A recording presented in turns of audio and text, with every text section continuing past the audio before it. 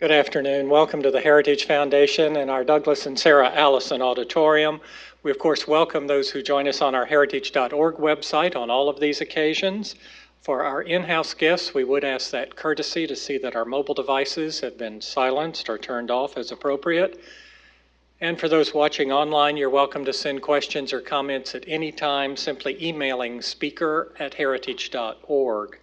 Leading our discussion this afternoon is Romina Baccia. She is our Grover M. Herman Research Fellow in Federal Budgetary Affairs and also serves as Deputy Director of the Thomas A. Rowe Institute for Economic Policy Studies.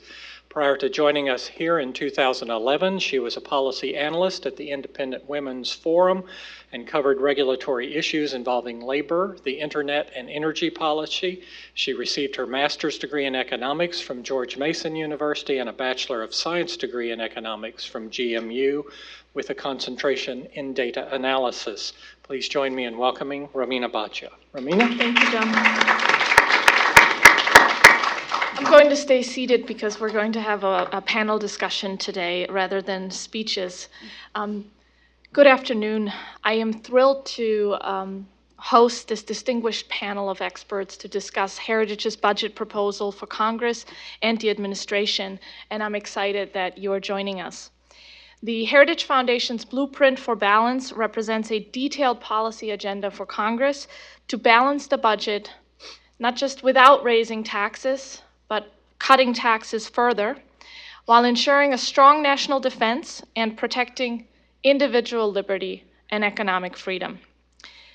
Fiscal year 2019 spending bills are currently in full swing in Congress, and lawmakers are setting spending priorities for this year and the years ahead as we speak. They will benefit particularly from this blueprint, which targets the spending bills for next year. The House Budget Committee is also getting ready to release its budget proposal with markup scheduled for this week. While its prospects are glim speaking, this being an election year, we should not forego the important mechanisms that the budget process provides for making progress on our unsustainable fiscal situation. For Congress to forego its most powerful fiscal tool this year, reconciliation, that would allow it to pursue savings and policy reforms would be a grave mistake. Now is the time to prove to the American people that lawmakers care about fiscal responsibility and that they are willing to do the hard work required to put our nation's fiscal footing on a better path. At the same time, the Joint Select Committee on Budget and Appropriations Process Reform is holding hearings to identify and recommend reforms to improve the budget process this fall. This blueprint also provides critical guidance for this committee as well. Reform is critical to reviving fiscal discipline in Washington and to prevent a fiscal crisis, which is growing every day, from undermining economic growth, opportunity, and prosperity for Americans. But this blueprint is not just about dollars and cents. It's ultimately about freeing the American people to thrive and prosper by right-sizing the federal government and reining in the bureaucracy to protect and strengthen individual liberty, economic freedom, and to build a strong civil society. And with that, I'd like to introduce our panel.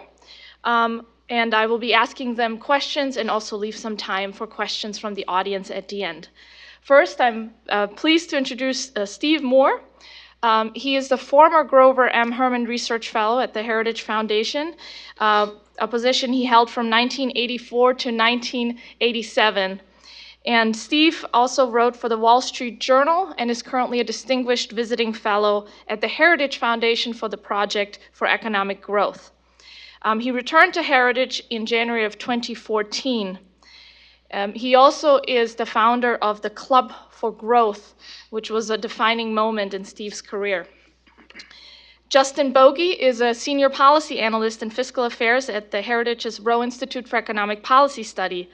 In 2016, Justin took a leave of absence from Heritage to serve as budget policy advisor to the Trump presidential campaign, and he also served on the presidential transition team for the Office of Management and Budget.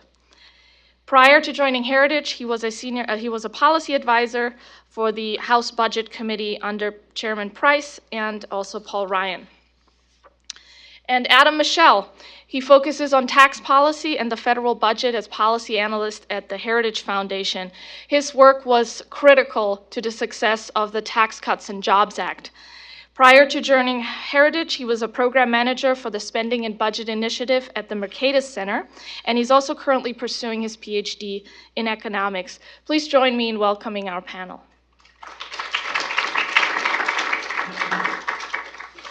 Steve, I want to get started with you. This year, and looking at what we went through earlier this year and last year, why do you think budget reform is critical now? Well, Romina, first of all, congratulations on this fantastic report. I think I was the second person at Heritage to do this. I think back then we called it slashing the budget or something, but it takes that was back in around 1984 or 85, so 30 years ago, and I know how much work goes into this, and it's a fantastic document that needs to be implemented by Congress. It would solve so many of our fiscal problems, so congratulations. The budget process is severely broken. I mean, we've had, in 1974, we passed the Budget Control Act, which is essentially the rules that dictate our budget process. And so, over those, 40 or so years that's been in existence, we've had 36 budget deficits and 4 balanced budgets. That's not a very good record, obviously. And one of the things that was a success was the budget caps that were put in place by John Boehner and the Republicans in Congress after they took control of Congress back in 2011. And it was extremely successful. As you show in your report, domestic and discretionary spending fell very significantly during those years, and it was an effective tool. And the reason that those caps were eliminated was not because they weren't working, but because they were working. And that's something I think we need to point out. It was by a bipartisan consensus that we do away with budget caps. I oftentimes like to blame Democrats for problems, but the Republicans were, I think, equal partners in this fiscal crime of getting rid of the spending caps. And so one of the things I'm really nervous about going forward, Romina, is now there are no guardrails at all. We're essentially operating without any budget caps at all. Now, why does that matter? If you look at the most recent numbers that came out in April from the Congressional Budget Office, April's a big month because that's when the vast majority of the tax revenues come in because people do their taxes before April 15th. The good news of that report was that federal revenues in April of 2018 were up almost 13% from where they were in 2017. So that's a really good number. 13%, I think, was the biggest increase in revenues year over year in something like 20 years. So a great number on revenues. The problem was that on the spending side, the spending was up about 10% over that period. So that's the problem. And incidentally, we do talk about the mandatory programs, and you talk a lot about them in this report, but it was actually the mandatory programs were only 6% increase. So it was the discretionary programs that were up very significantly. I'd like to see a restoration of the budget caps at the very least. I love the rescissions. I think it's really important that Congress, if only for symbolic reason, I think it's so critical that Congress approve these fairly minimal rescissions. If they can't do that, then the war really is lost. And then I'll make one other point, which is that, look, I'm a big believer that if we're going to get to this path to a balance, which is a great goal to have, we have to have economic growth. You couldn't possibly get to a balance, even if we implemented every one of your cuts, if we didn't have faster economic growth than we've had over the last decade. You just can't get the numbers to add up. You need the revenue growth that comes from economic growth. There's a rule of thumb that every 1 percentage point increase in economic growth reduces the 10-year deficit by about $3 trillion. So we need to get the growth rate, which averaged about 2% under Obama, up to at least 3% under Trump. And that's why, by the way, the tax cuts were so critically important. They will increase growth. Now, the good news on that score, and I'll kind of end on this, is that the growth rate does look like it's ramped up. and not just because of the tax cuts, because of the deregulation and the energy policies and so on.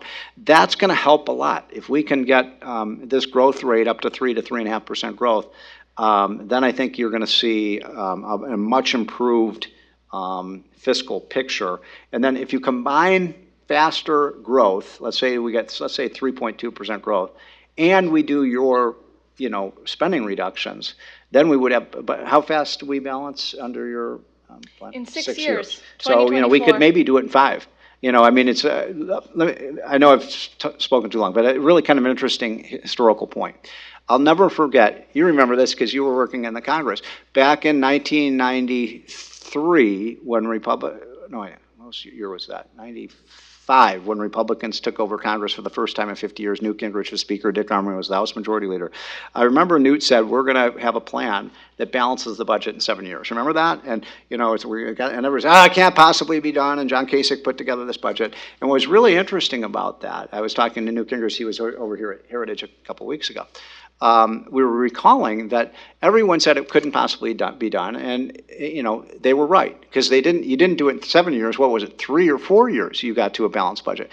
Why did that happen? We had spending discipline, and the economy boomed. The combination of those two things will get us to balance. Thank you, Steve.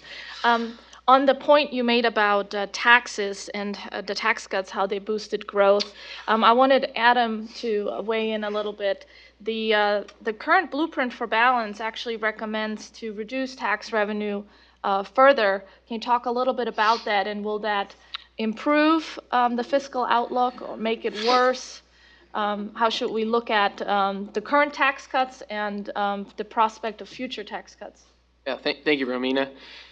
So the blueprint proposes reducing tax revenue over 10 years by about $400 billion. And what that's measured against is the CBO baseline, which assumes the tax cuts expire. Most of the tax cuts that we signed into law in December expire after 2025. The individual rate reductions, the increased standard deduction, the larger child tax credit, some of the business provisions like expensing all go away. And so the biggest thing that our budget does is make all of those tax cuts permanent, making the whole Tax Cuts and Jobs Act extend indefinitely into the future. And that is paired with the further removal of about 28 different special interest tax credits that we detail in a new chapter in the budget.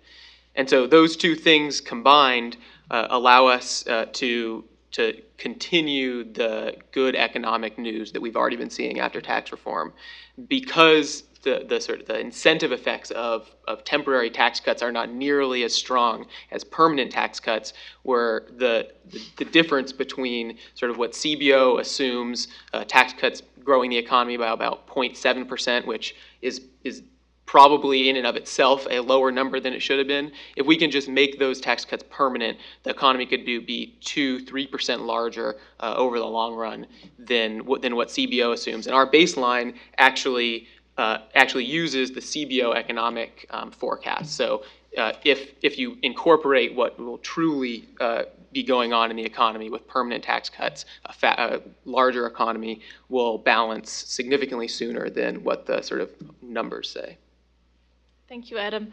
Justin, can you talk a little bit about what policies in the Heritage Blueprint drive us toward balance? How do we get there? Sure, and just to reiterate, we balance in just 6 years, so it's a really definite change of pace from where we are right now. And to back up what both Steve and Adam said, growth and continuing these pro-growth tax policies are definitely part of what gets us to balance. But you also have, we've done this first step in tax reform. We're starting to head down the right path on that aspect. But now it's really time to confront the spending side, and that's something that we've been reluctant to do. And so we really here present and just an overarching strategy that touches basically every area of the federal budget. We have major savings through repealing Obamacare. We start the process of Social Security and Medicare and Medicaid reform. And it's important to remember, Social Security, Medicare are on path to be insolvent. In just 8 years, Medicare could be insolvent, Social Security in 2034. So it's really not that far into the future. If we don't do something about those programs now, start those reforms, then they may not be around for very much longer. So in conjunction with saving money, we're also putting those programs on a path to long-term sustainability. Some other reforms we look at civil service compensation reform. That's a major area where we increase competitiveness, so employees may actually potentially be able to make more money, but kind of align it more with the private sector, so that in the long run it saves money as well. We also reject the Bipartisan Budget Act of 2018 that went into effect back in February. And so get rid of this almost $300 billion and in 2019, $153 billion in discretionary increases. We should be cutting a lot of these discretionary programs instead of expanding them. They really don't fall into the major role of the constitutional role of the federal government, and they show favoritism to special interests. They're really just programs we should look at eliminating or moving to state and local governments, the private sector. And at the same time while we're doing that, we're also continuing to prioritize defense spending and make sure that our troops have the resources they need to fight whatever kind of conflicts we may unfortunately get into across the world, and just really be prepared for anything. One other thing that we look at in this budget is budget process reforms. Steve mentioned that briefly. There's a wide range of budget process reforms that could be made that not only make the process better and smoother and more transparent, but would also save money and put us on that long-term path to a balanced budget and sustainability. Thank you. On that point, I want maybe all of you, if you are willing to comment briefly, does it matter to balance? Should that be a policy goal still? I think that is a question that we have to ask, particularly this year, because I believe President Trump's fiscal year 2019 budget diverged from that goal, which at least in the House, Republicans have been following for a few years now, that they've only introduced budgets that balance. The Republican Study Committee does the same. Heritage follows this path. Is balance an important goal? And are there other goals that are more important?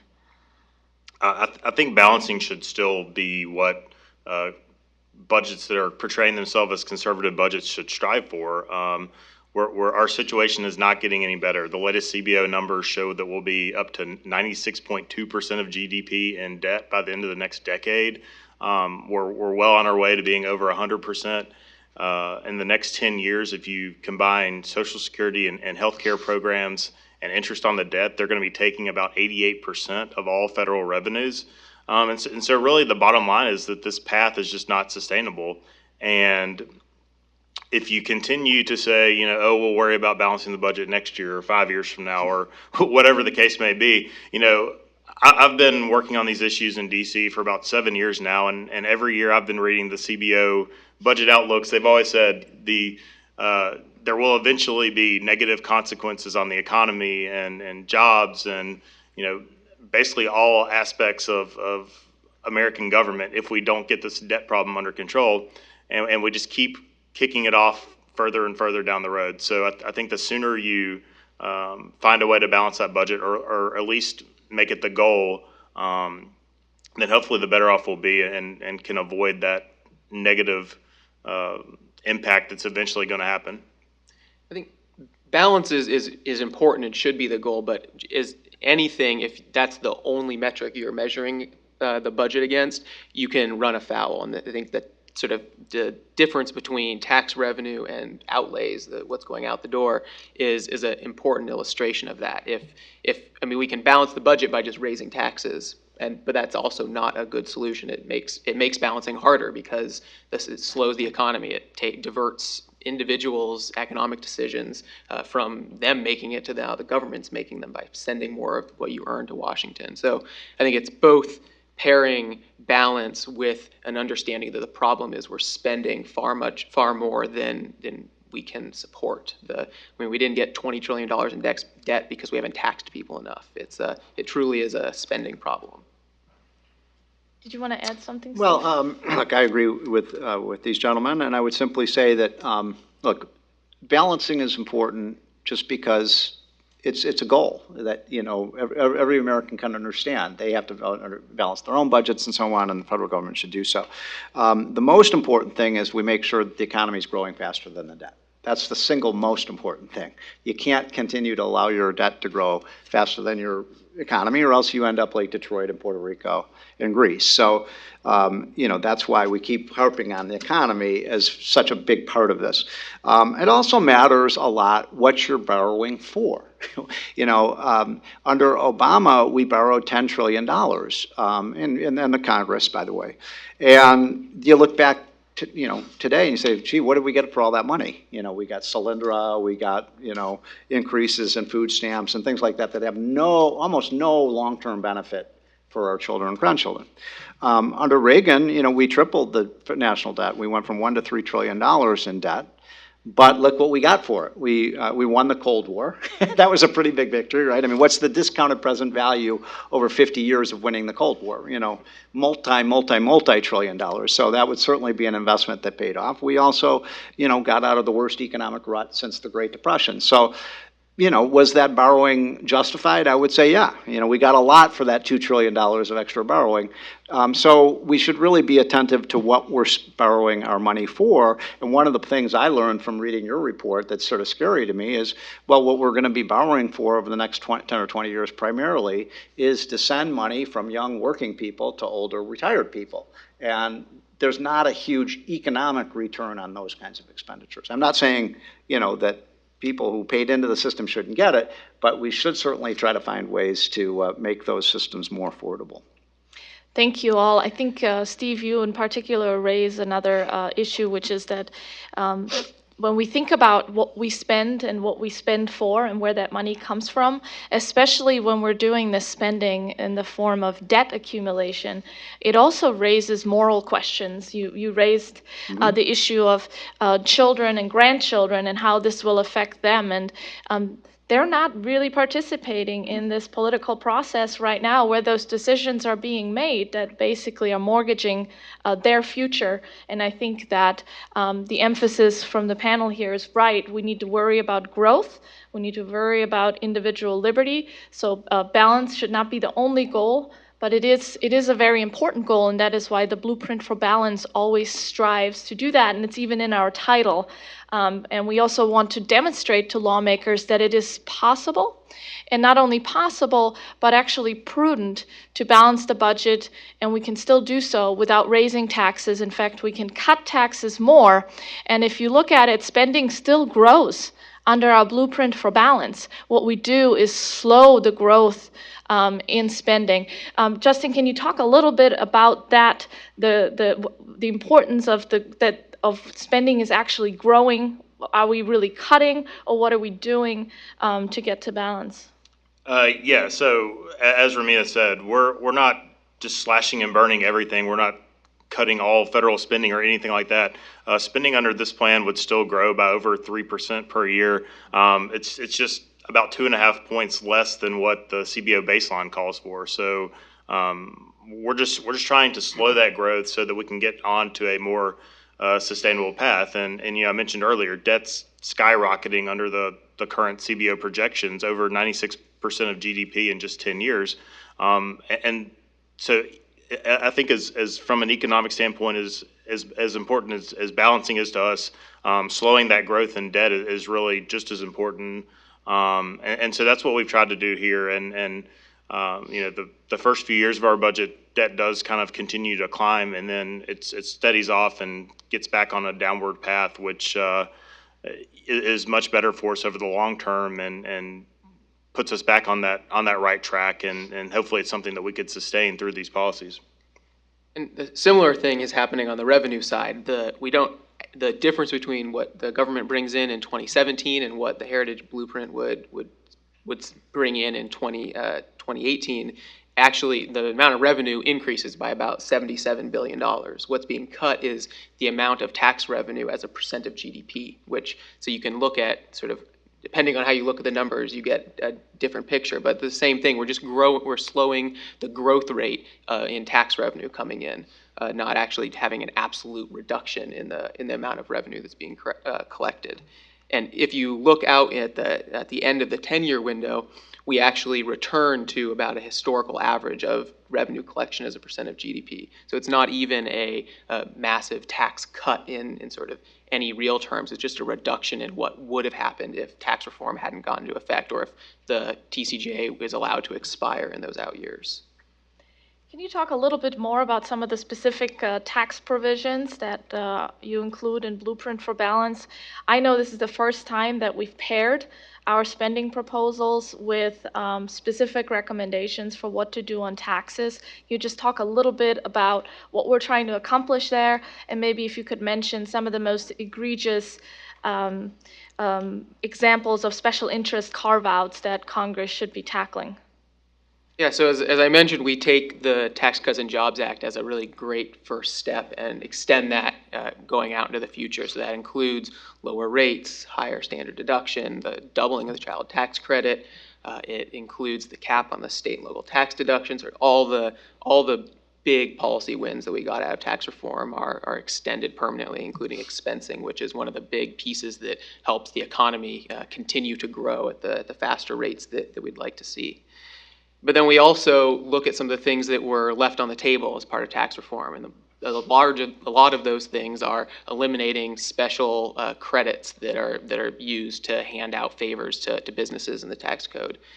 There's a whole list of them in the book. There's, I think, the two that I would highlight are a collection of sort of green energy and energy specific credits, one of which being a biodiesel credit. We spend $35 billion over 10 years, which is a dollar for dollar subsidy for these special fuels production.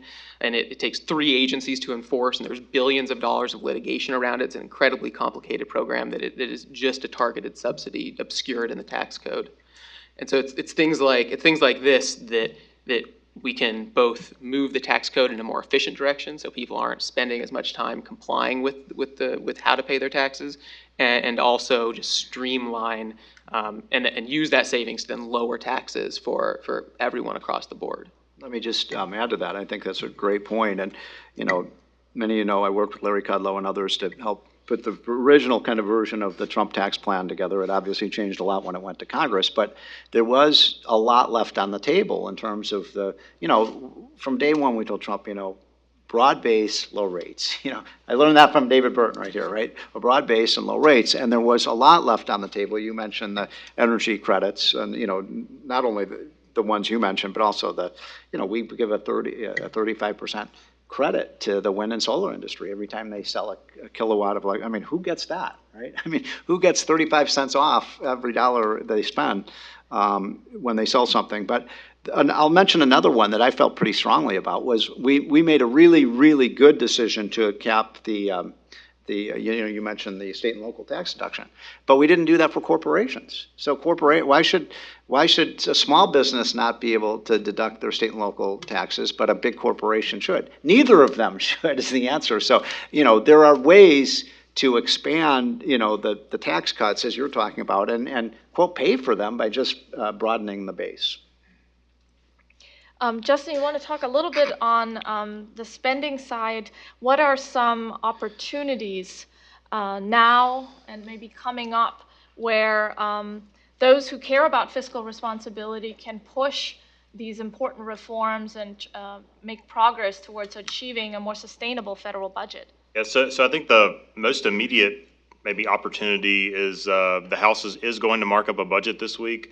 It's certainly its prospects on the House floor are probably questionable at best, and even less likely that the Senate would take a budget up. But I think we need to keep the pressure on lawmakers that this is important. It is important to put a budget plan out there every year.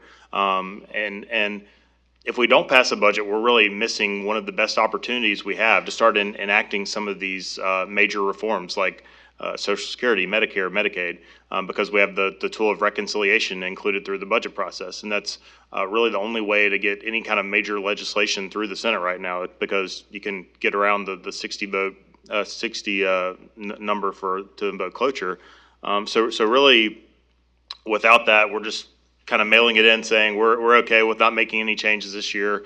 We'll keep kicking it to another year. So I hope that we can, as people who care about these issues can help build that consensus and redirect Congress to realize how important this is and how they shouldn't waste an opportunity.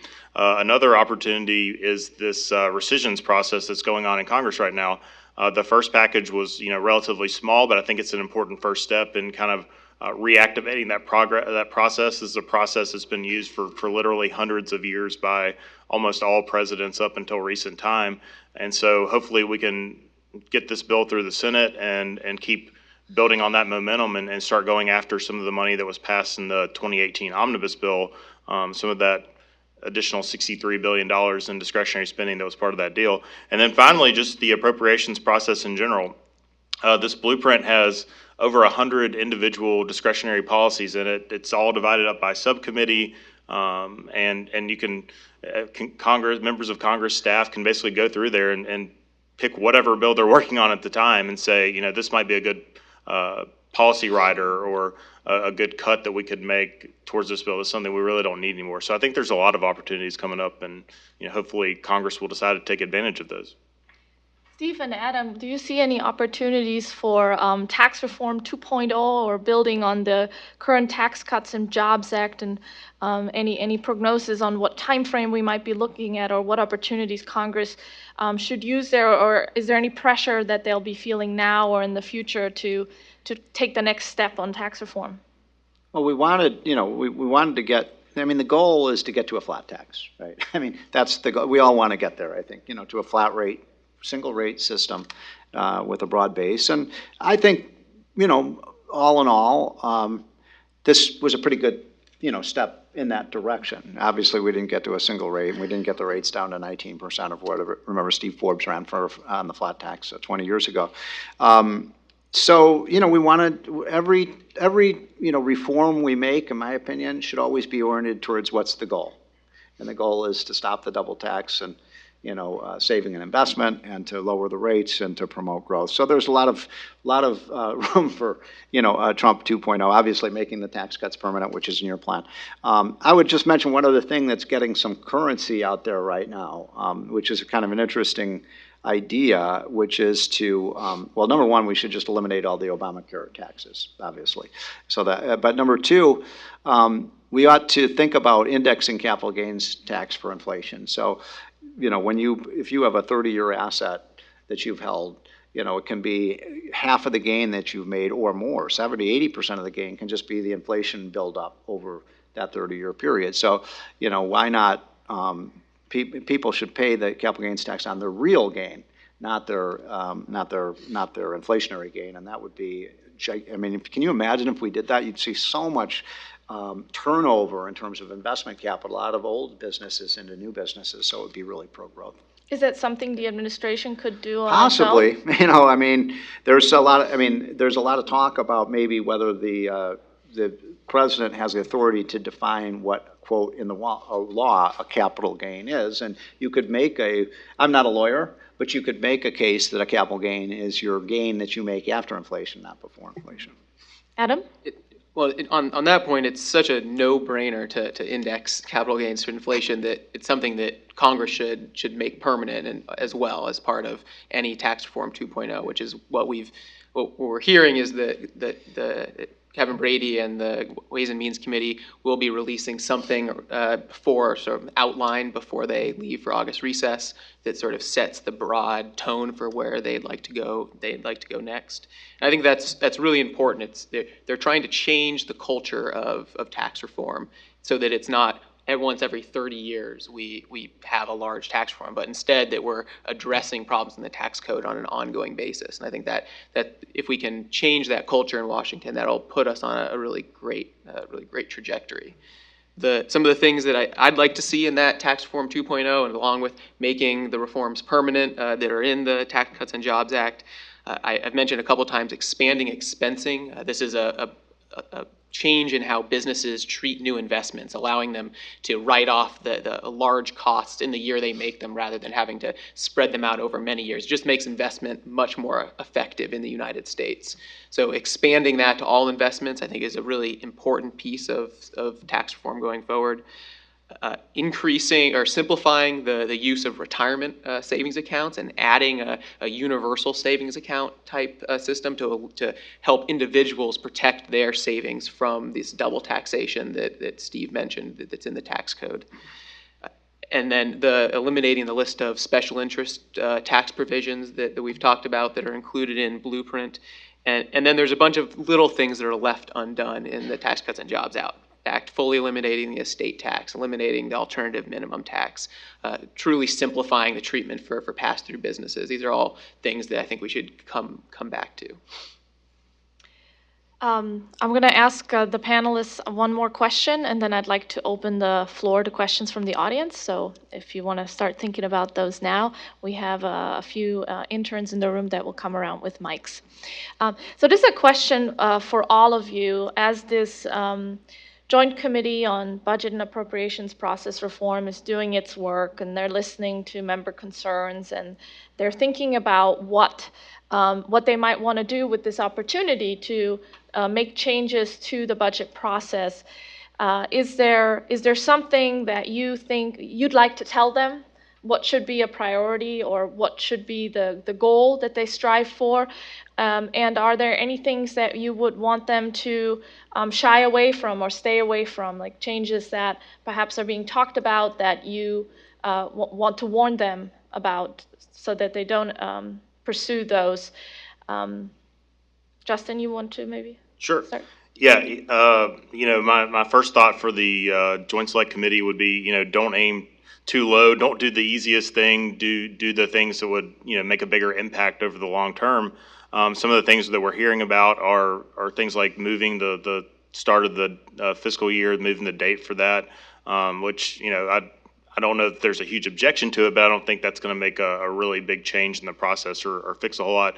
We've also heard about biennial budgeting, which certainly has a lot of supporters out there.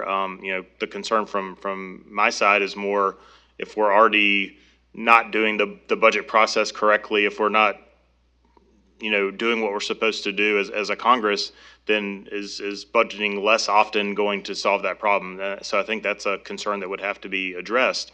On the other side, kind of big picture things that I would love to see come out of it would be pushing for a statutory cap on all spending, non-interest spending.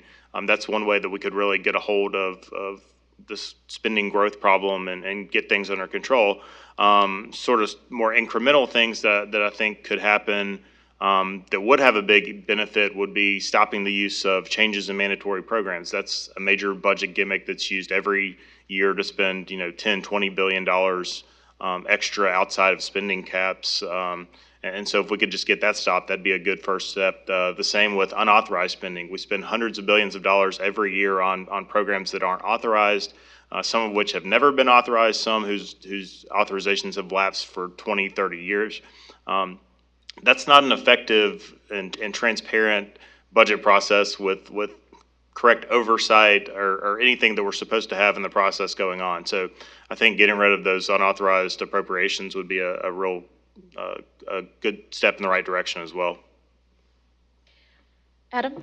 I think it was several months ago now, you hosted a really fantastic event on the Swiss debt brake as a model for something the United States should look at as a way to constrain spending. It's essentially a statutory spending cap. I think that was a really great sort of deep dive into how other countries have actually implemented these reforms that could truly bring down that growth rate in spending that's assumed year over year over year.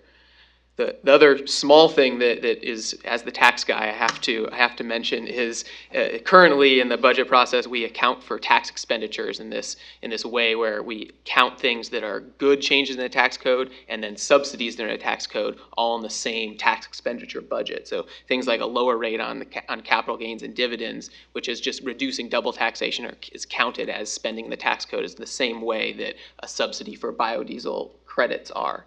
And so I think changing the baseline for tax expenditure calculation from what's now an income tax base to a consumption tax base could provide a lot of clarity as far as the differences between what a true subsidy looks like in the tax code and what good changes towards removing double taxation are, and sort of moving those into two buckets rather than lumping them all together.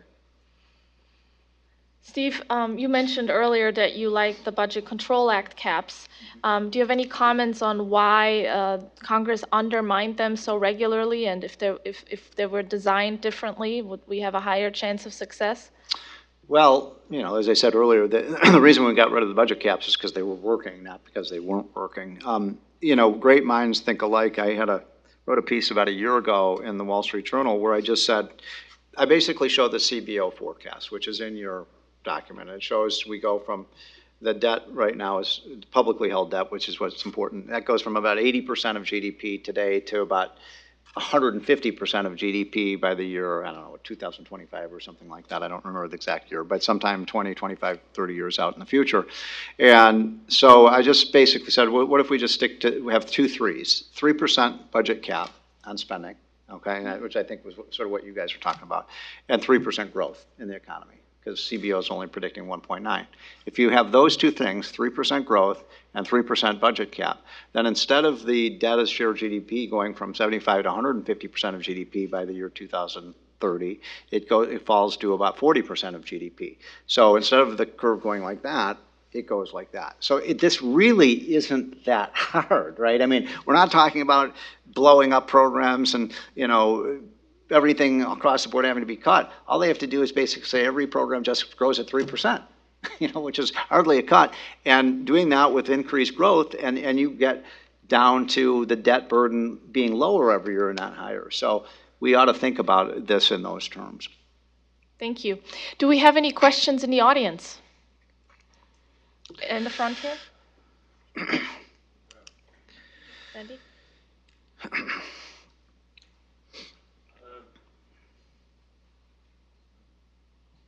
Okay.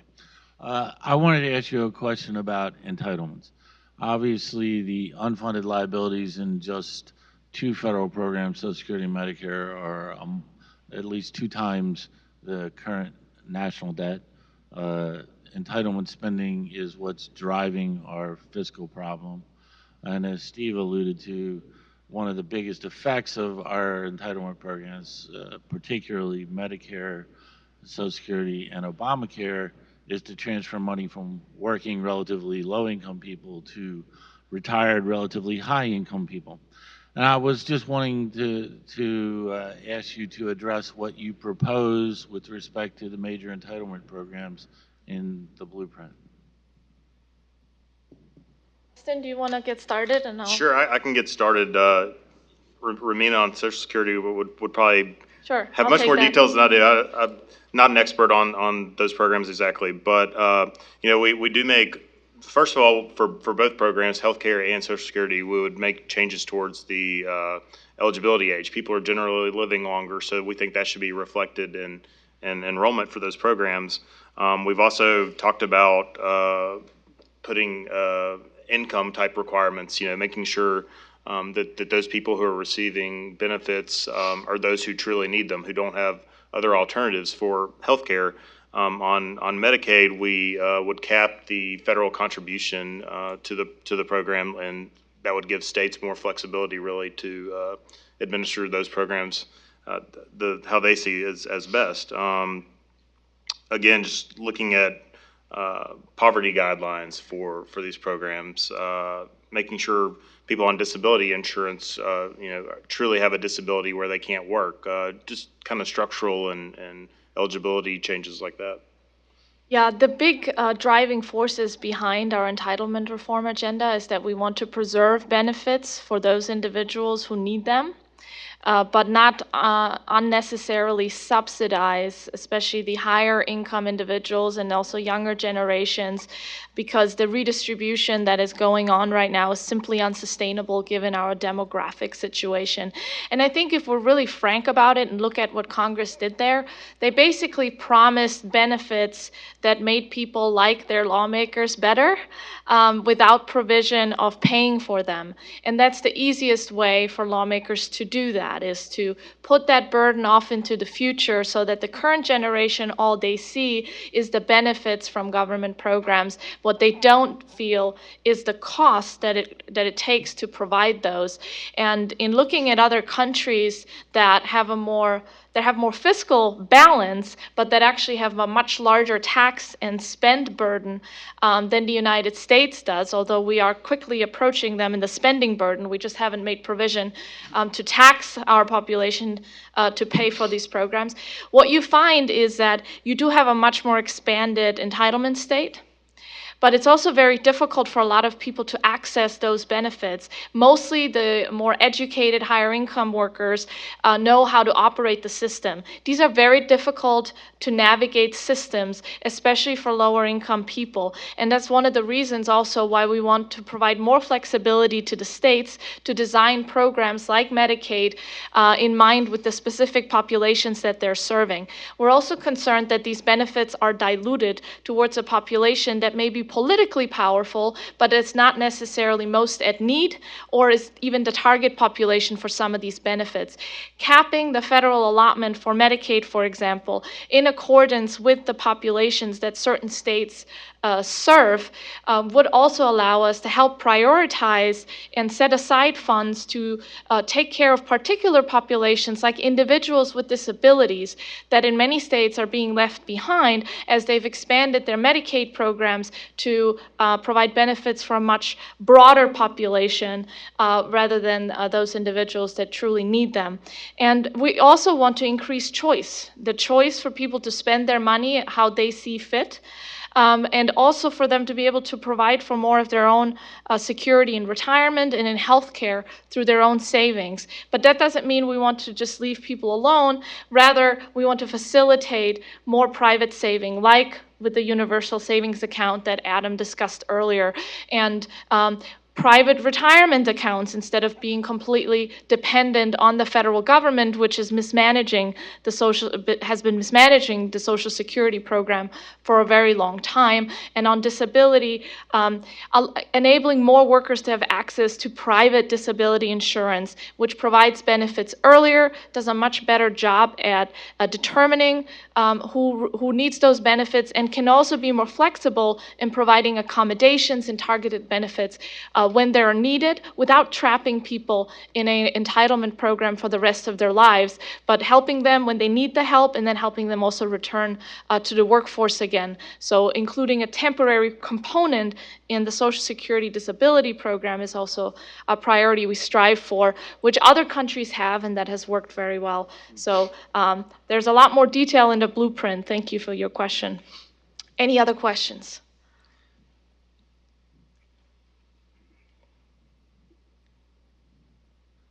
Actually, a two-part question. So the first is, I very much agree with several of the panelists' comments about the rescissions package, and it was good to see it pass the House. I am wondering about the Senate and what the prospects are for the rescissions package there, and if they're not good, what can we do to encourage the passage in the Senate, and so we can get that measure to the president's desk, because I really do think it would be a good step even though it's a modest step, but a good step in the right direction in terms of spending restraint and getting back to that. And then the second question is, I'm wondering about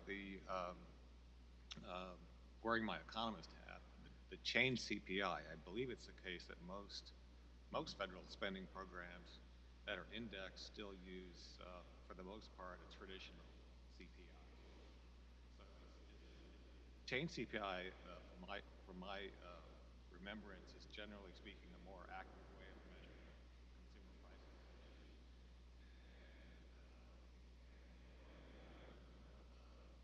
Scale would realize some, on the spending side of the budget in particular, would realize some savings, I believe.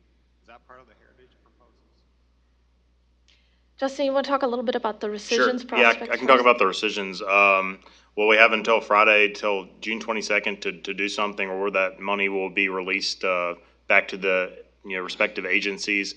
I think the prospects are probably not great right now, just because of the numbers in the Senate with John McCain out. I think they can only lose one or two votes, and then Pence would still have to be a tiebreaker in that scenario. In terms of trying to build support for that, probably at this point needs to come from the president and to really rally them and try to get them to move, and obviously Senate leadership. But you're exactly right. It's a small step, but it's definitely a good first step, and it's something we need to get back in the habit of doing. So I hope they can find a way to pass it.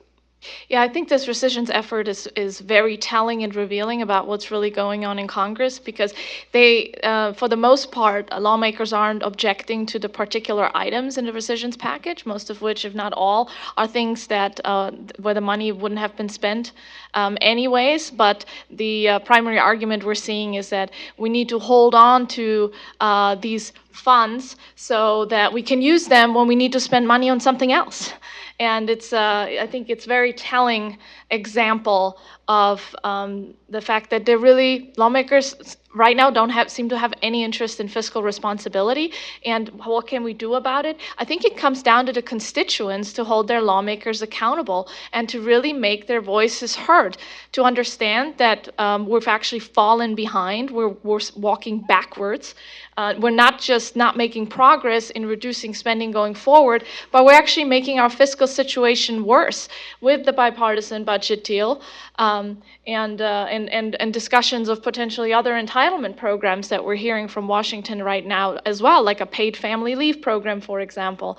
So the constituents there, I think, play a critical role in making their voices heard. So they need to get involved too. On chain CPI, I was in Sweden recently. They have a very effective fiscal rule. So I asked them, how do you enforce it? And one of the most interesting things that I learned there was that their entitlement programs, including unemployment benefits, retirement benefits, other welfare benefits, they're not even indexed to inflation. So the way that they control basically the growth in their budget is by default, it doesn't grow. And in order, so it gives lawmakers an opportunity to raise benefits, to adjust for inflation, although they don't usually describe it that way. But as I say, the benefit is too low. We need to raise it. But in the absence of their parliament acting, it's actually the budget shrinks over time. So if we had that kind of a situation, that would make all of our problems that much easier. But what we have is built-in growth in the budget, automatic growth, including by using an outdated, and I agree with you, less accurate measure for inflation. So yes, we do include implementation of the chain CPI in our budget proposal. And Adam, wasn't that part of tax reform too? Yeah, so the part of the TCJA was to change how the income tax system thresholds were indexed, moving to chain CPI. And on the tax side, that actually brings in more revenue over time. And so it just makes sense that this measure should be implemented throughout the rest of programs rather than just on the tax side, whereas it brings in more money, we can sort of help constrain spending if it's used more broadly. And I think it then supports Steve's point that we should be indexing the whole tax code, including the indexing for inflation on the capital gains side. That this should be a holistic look at how we index all these programs.